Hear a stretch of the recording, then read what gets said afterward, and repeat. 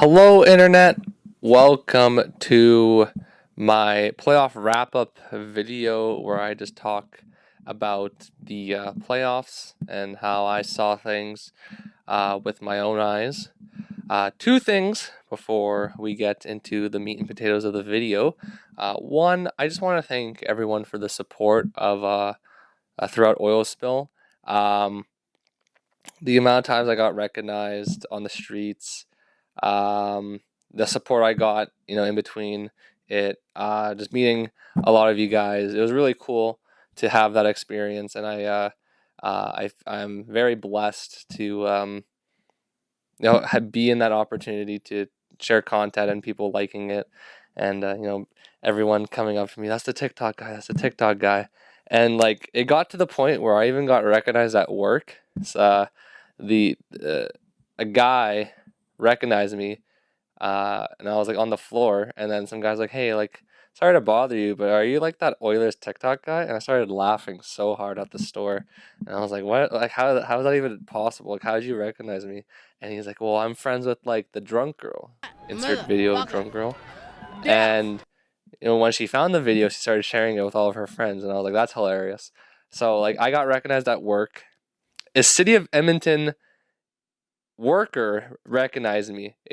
People that are around in Edmonton, around Rogers Place, where they have barricades for like police or like bicycles to go through, whatever, near Rogers. They were taking it down. Game 3 of the Colorado series.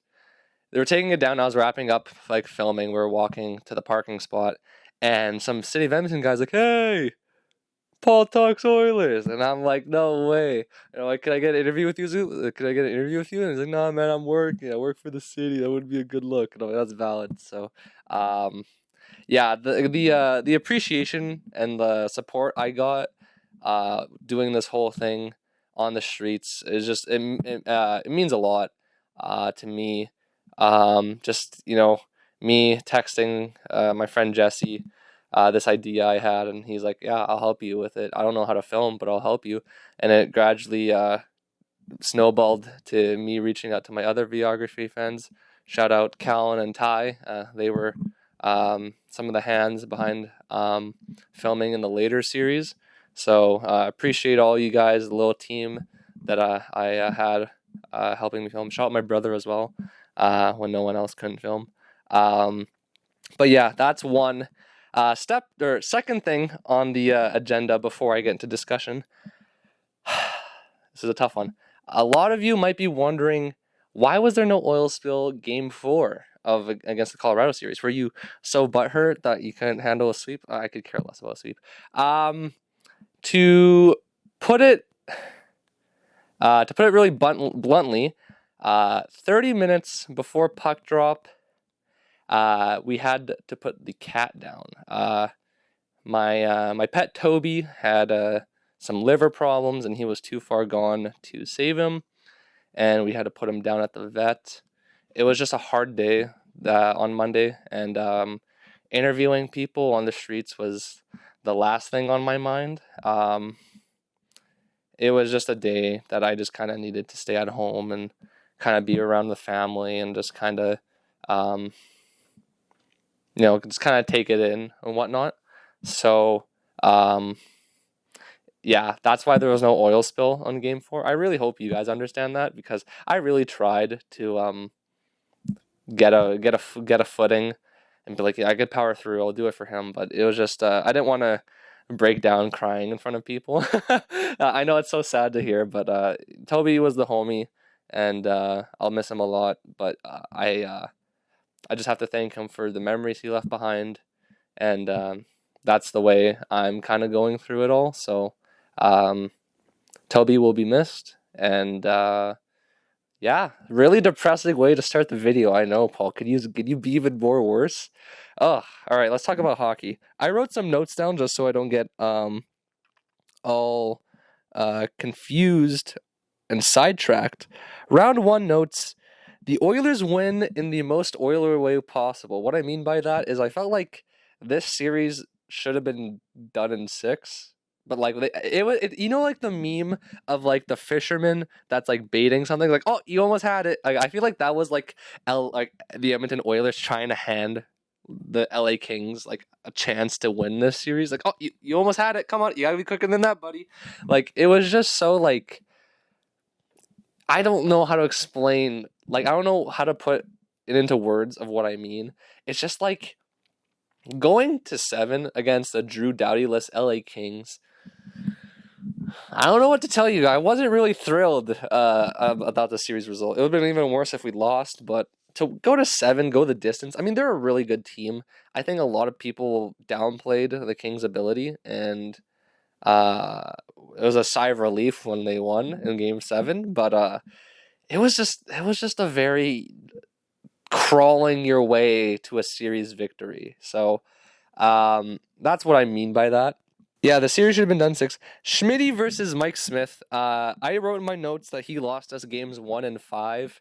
Game 1 because of the play that like he like initially made the stop behind the net, but then like Deneau, there was like it led to like another, like they kept it in the zone and it went in. Like that was that. Game 5. Game 5, that was just like a weird one. Like that was a weird one of like our defense just forgot how to play hockey all of a sudden, and like we scored 4 goals and we still lost. Like I'll get on to that. I'll mention that later about the goals against, but like games 1 and games 5 we should have had, and we would have won games 2 and games 3. So like we should have theoretically won in 5. I'll give LA game 4 because that was a 4-0 game for them. They shut the door down and they figured it out, and that was just a game where we were flat. So like they can have that one, but like games 1 and games 5 they were like, oh, something happened, here you go, here's a win. Like it was just like, that's not how you play playoff hockey. And I like I'm not like trying to like start like pitchforks and like torches at like Mike Smith, but like, you have to look yourself in the mirror and just be like, yeah, like I kind of blew that one. Like, can you imagine the ridicule Smith would have got if they lost the game 4 Calgary game when he let in a 200-foot goal? Like that would have been surreal. We can all laugh about it because they won, so it doesn't matter. But like, if we went to overtime and like Calgary won that game, oh, there would have been bricks thrown at his house. I'm joking.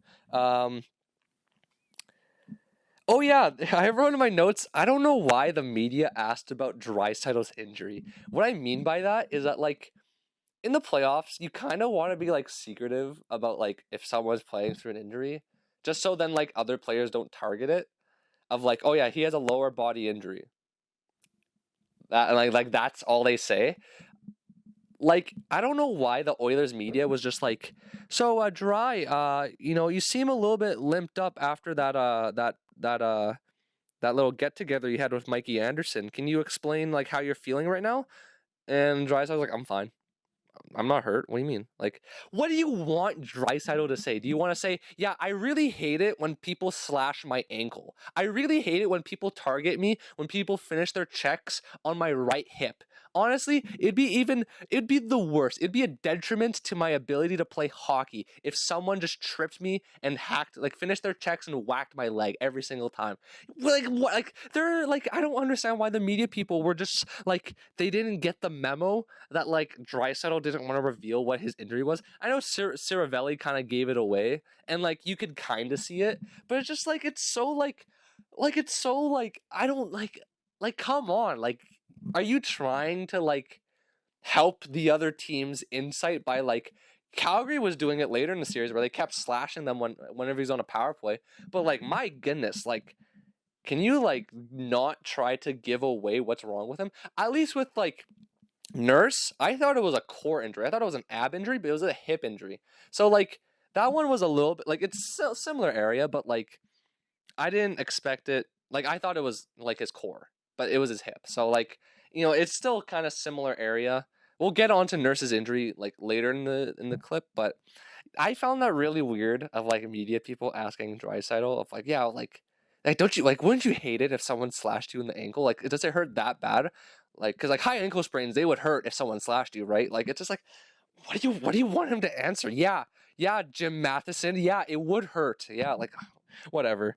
Round two. Round two. Game one was that's a fever dream. Game one was the biggest fever dream ever.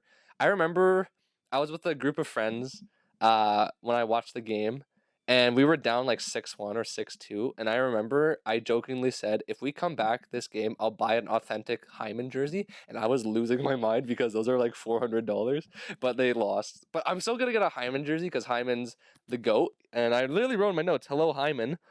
5 games played, 6 goals, 2 assists. If you take away game one, that's still 4 goals and 2 assists. My guy showed up. My guy showed up when needed. Speaking on the whole game one thing, going into the series, I said in my mind, I really wish I had it on record. I really wish when I interviewed Zach Lang with Oilers Nation, so I had it on record because now I look like a crazy person when I say this. But in my mind, I said 2 of 3 things have to happen in order for the Oilers to win. Jacob Markstrom does not play up to a Vezina nominated or like a Vezina finalist. Kachuk or Goudreau did not show up, or their depth scoring doesn't show up anywhere. And surprisingly, their depth scoring was the only thing that showed up. When the most feared player on the opposite team is Mikael Backlund, there's a problem. So that's for me. You guys, I don't know. It might be different for other Oiler fans. Maybe Mangiapane was like a really big threat, but like for me, when Backlund was on the ice, I was like, shit. Round 3 notes. I am shocked that Jay Woodcroft broke up the top 6 of Kane, McDavid, Dry, Hyman, Nuge, Puljujarvi when it worked so well in the Calgary series. That was something that shocked me because like Hyman was scoring a goal a game. Nuge scored like a really big goal in game 4. Puljujarvi had a nice goal in game 5. Like Kane did Kane things. He showed up for a game, didn't show up for 2 games. It was really weird. It was really weird that like he saw that line, like he started seeing 2 of those lines clicking. And then he's just like, no, I don't think so. Like, it was weird that he kind of broke that up. And, like, I'll give him the benefit of the doubt that Jay Woodcroft doesn't even have 50 games coached in the regular season under his belt. And funny enough, he has more playoff games coached more than Tippett in the past 3-4 years. Haha. Edmonton media being like, oh, I don't think a coaching change would do anything.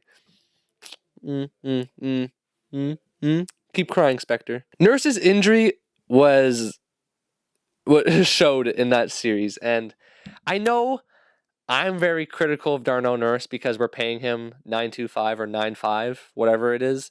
But I mean, the guy had a torn hip flexor. That's a gnarly injury to kind of be playing 3 rounds of hockey, playing like north of 20 minutes, and being as physical as he was, and being a backbone, trying to like his attempt of being a backbone of the defense.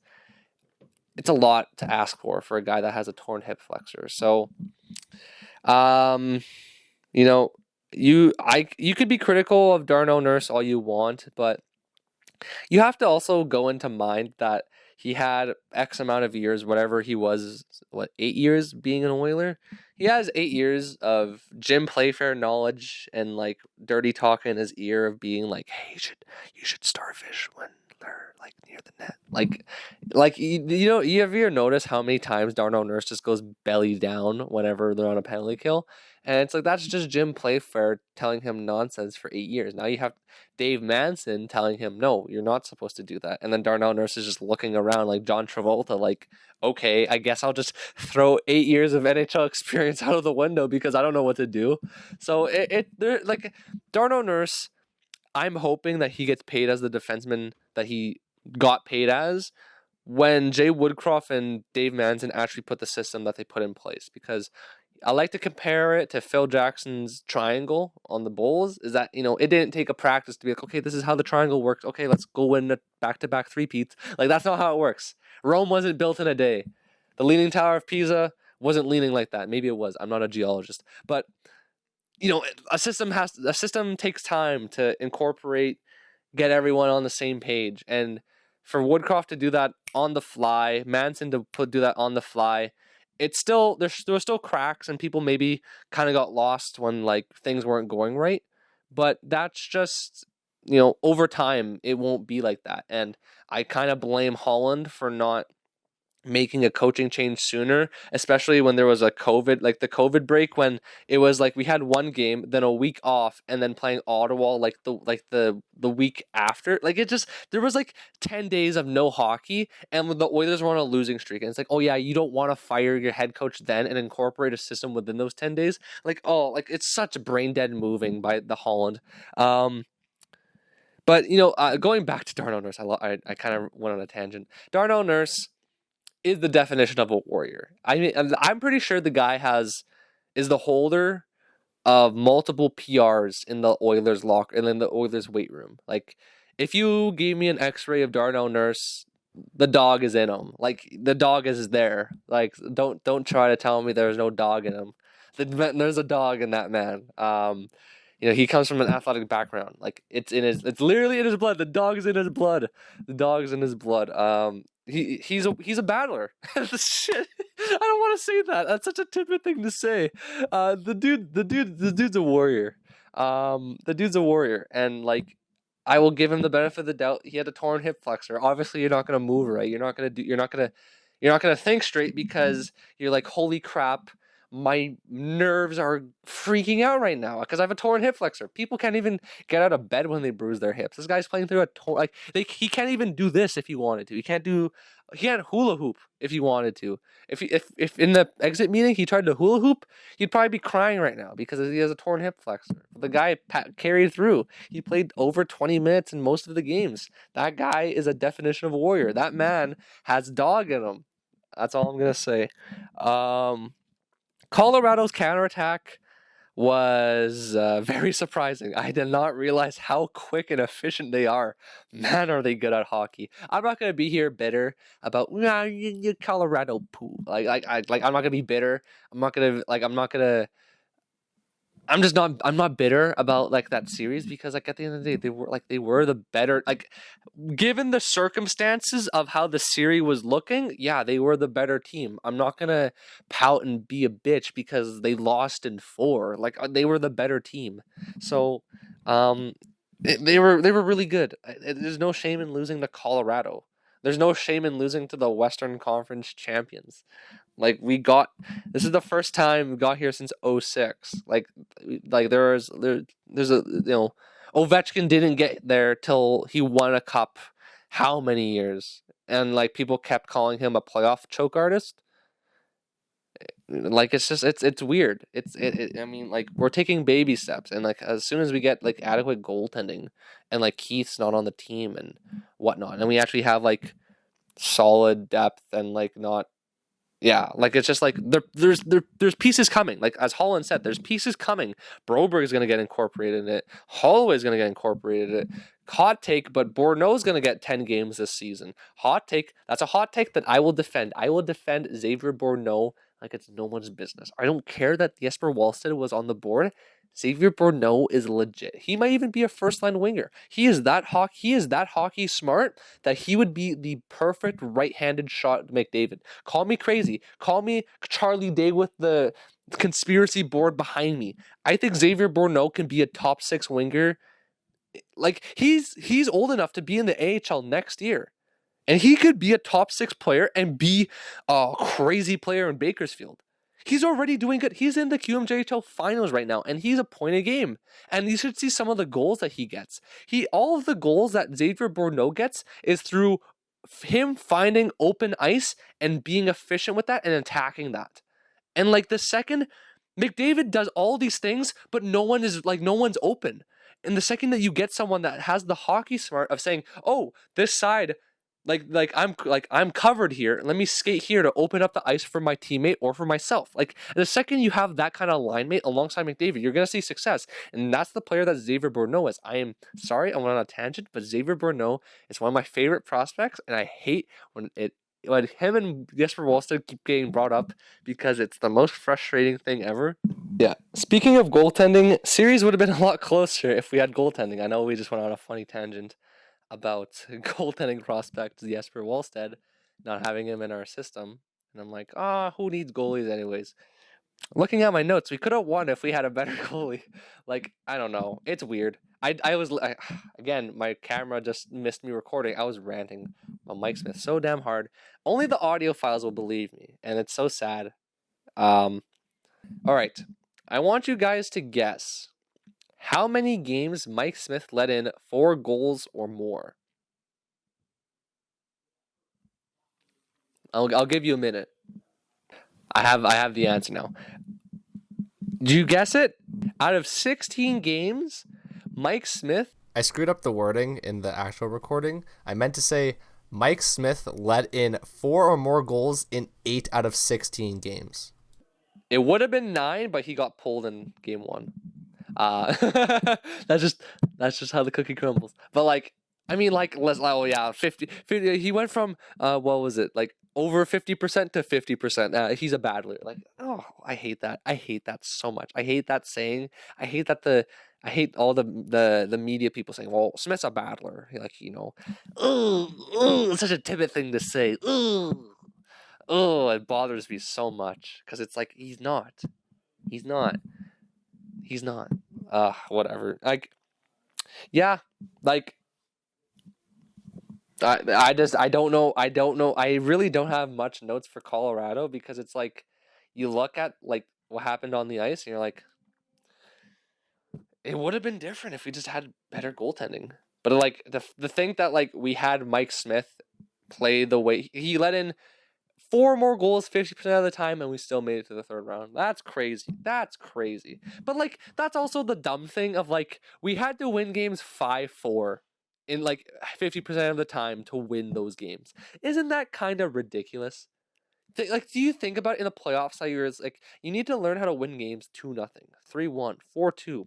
You can't win games 5-3 all the time. That's so backwards. 5-3 is the maximum. Like that's the most. That's the most. Maybe 5-3, 6-4 on the occasion. But never like half the time. That's not it. Ugh, bothers me. General notes, re-signed Kulak. Kulak, oh my goodness. Kulak is a beauty. I love the guy. Kulak, I think he wants, I think I remember after trade deadline, his agent was saying that they were looking at a contract just shy of $3 million for 4 years. And like, I will gladly give him that if he wants. Dude, can you imagine Kulak as a second pairing defenseman, 285 for 4 years?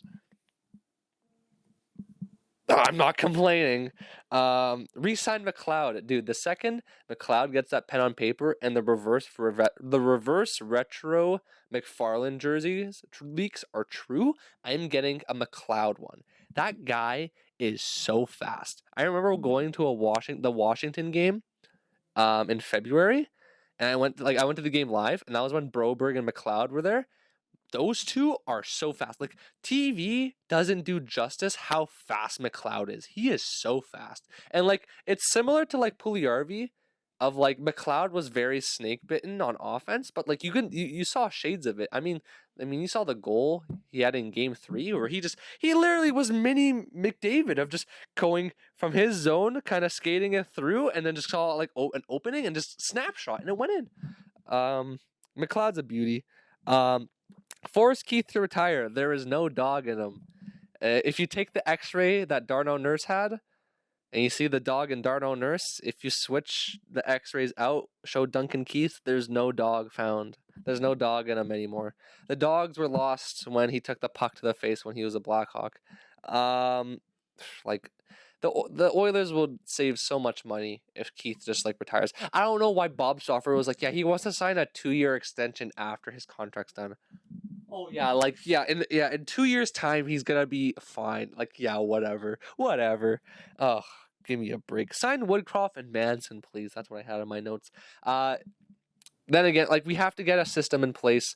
Obviously, we found success with them very early on. I'm shocked that it took them a 13-game losing streak under Tippett as the head coach for them to be like, I don't think this is working. Like, yeah, no shit, it's not working. Oh, but he's a battler. He's a battler.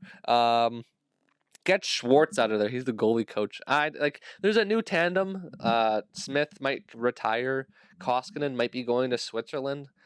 Skinner is going to be one of the goalies. Now it's just a matter of going to a UFA market. I don't know what kind of bag Ville Husso is looking at, but after the performance he had in the playoffs, I'd be kind of skeptical about him. But if you have a new goalie coach, maybe things are different. Listen, all of the goalies that have left our system since, like throughout this whole time, like Dubnyk became an elite goalie in Minnesota. Who would have thought?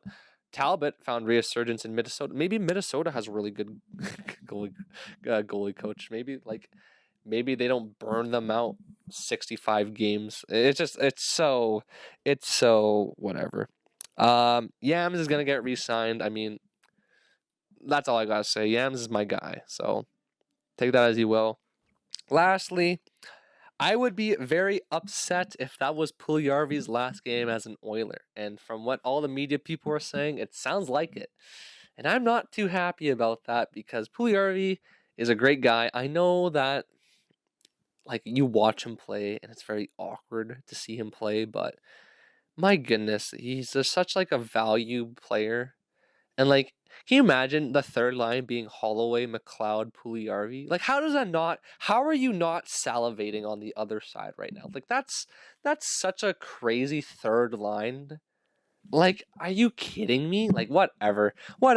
I like the litmus test is like your opinion on Puljujarvi. If you're like, oh, I'd rather have Archibald over him. Like, your opinion is invalid. Like, that's literally where I'm like at. Like, and like I'll ask people at work. I'm like, oh, like, what do you guys think of Keith? And he's like, oh, Keith, I love Keith. I'm like, all right, I'm going on my lunch break. Like that's how it is. That's how it is. Like if I hear people's like positive opinion about Keith, I'm like, yeah, I'm gonna leave. Oh brother. Anyways, that's the playoff wrap up. It took me an hour to film this because my camera wouldn't record longer than 10 minutes. So this audio better be recording or I'm gonna have a tantrum. I just want to thank you guys for all the support during oil spill. There's going to be a lot of off-season content, so stick by. It'll definitely be more targeted towards YouTube, but I'll have clips on TikTok. Yeah, once again, thank you guys for so much, for all the support you guys have shown. And I'll see you guys soon. Till next time.